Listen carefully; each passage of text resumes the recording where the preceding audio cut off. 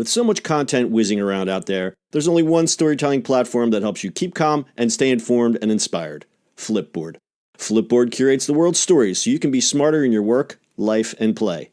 Choose from thousands of topics to personalize Flipboard and get the latest stories from the best publishers and experts delivered to you 24/7. When you see stories you want to save or share, tap the plus button to add them to private or public collections. It's that simple. Used by millions of people every day, Flipboard is how people move themselves and the world forward. Get started now at flipboard.com.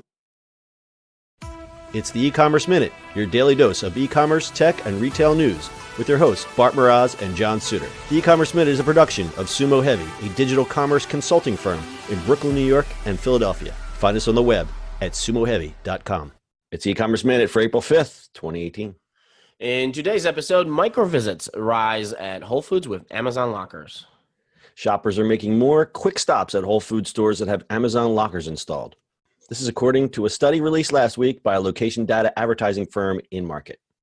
The micro visits, which are defined as 3 to 5 minutes in length, increased 11% at stores with the Amazon locker since the acquisition of Whole Foods by the e-commerce giant on August 28th. This compares to a 7% increase in visits in stores with no lockers, according to InMarket. As we've reported, porch pirates are a growing problem for e-commerce shoppers, and the remote Amazon lockers are a good deterrent for people with unguarded front steps or apartment buildings.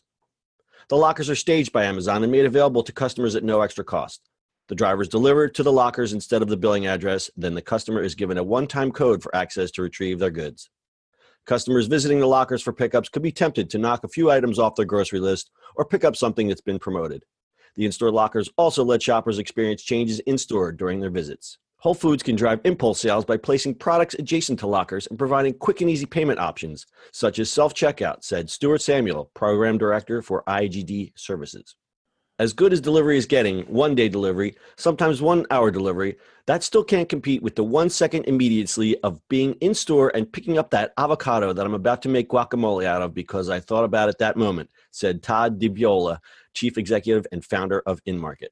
Microvisits have accounted for about 9% of all visits to grocery sellers so far this year, with Whole Foods lagging at 6.5%, InMarket said. So I pick up my toilet paper that's delivered in Amazon box and some avocados. Is that the deal? So you're picking up the things that Amazon can't deliver is the conclusion I'm drawing. Oh, okay. That's funny. In like the biggest packages ever. Right. My box of ballpoint pens came in a 6-foot box. Do you know why to do that? I know we're just a little off topic there. I would love to know why I would do it, and it is not off topic because I would love to know why. It is literally because they have a full scientific thing of how to place stuff in the truck at the most efficiency way. So it's the truck, it's not so much the package. Yeah, it's an idea of like sometimes you just got to put a big box because it has to fit in there. So they do like apparently they do this huge logistics thing when they put stuff in the truck so that it fits a lot of shit. I would love to know more about this. So basically they do an algorithm that says, okay, here are all the orders leaving at 3:12. Yeah, whatever. And guess what? That box of pens is going to have to go in a long, skinny box. Yeah, apparently. That's crazy. We should look that up and do that. But yes, apparently that's their deal. That is super interesting. Okay. Today we learned something new. Something new. Apparently that's the deal. We will do a story around that. But yeah, I mean, I've used the lockers. They're kind of interesting. They've had them like in Rite Aids and stuff like that, which is kind of cool in like big cities. Like, you know, I have that story. Like somebody tried to steal my USB cable, which was really funny. And then like posters, like my building actually has cameras everywhere. I don't have like a concierge type of thing. I just have a regular building, but there's cameras everywhere. So then there's placards of who stole something all over the building. Oh, really? It was great. It's a wall of shame.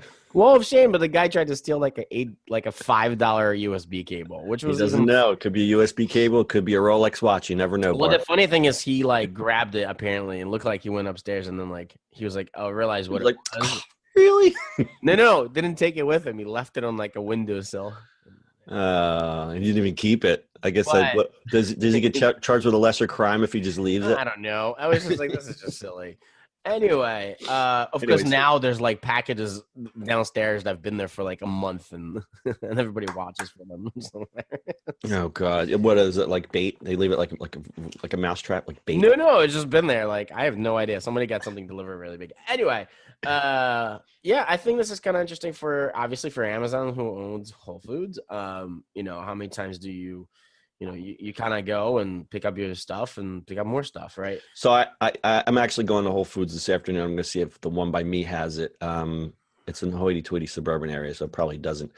But it'd be what I'm getting at is I'd love to know the placement of these things. The obvious would be near the front door, near the checkout. But if they could rearrange their stores, and I know this would never happen, don't you think they'd put them all the way in the back next to the milk?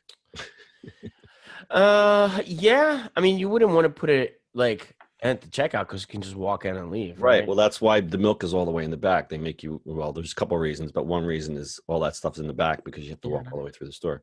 I mean, that'd be kind of interesting. There's an interesting story about Costco store layout that we're going to do next week that talks exactly about that kind of thing, or how they design stores to make you, to put you in a rat maze so that you buy more. I mean, and end of the day, like you're gonna be at Whole Foods, you're probably gonna pick some stuff up anyway. Sure. Considering prices have dropped, I think one of the stores we should probably do is still Whole Foods, but the prices of stuff, it's cheaper to buy there to even do home delivery than Kroger. Like that's kind of crazy. Oh yeah. There's definitely a price war going on now. We have to take a look at that.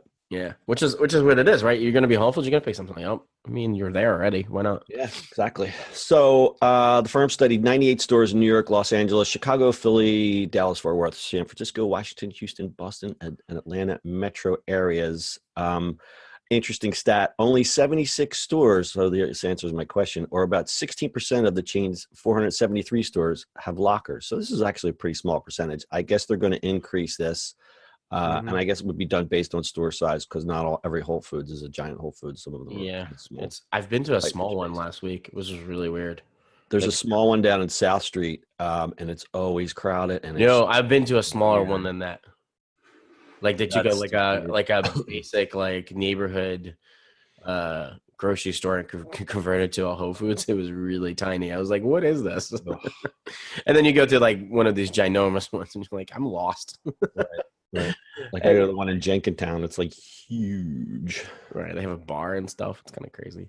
All right. Good one. You got anything else to add? Yeah, actually, we have a white paper that we've been advertising. It's called New Rules of Retail.info.